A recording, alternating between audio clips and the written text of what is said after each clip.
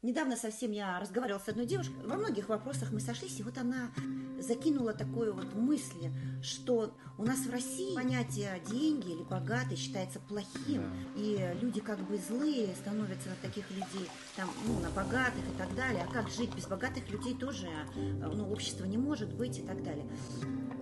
Я подумала, ну правильно, ведь она говорит, действительно у нас есть это в обществе. И вы знаете, я пришла к какому мнению? Почему это происходит?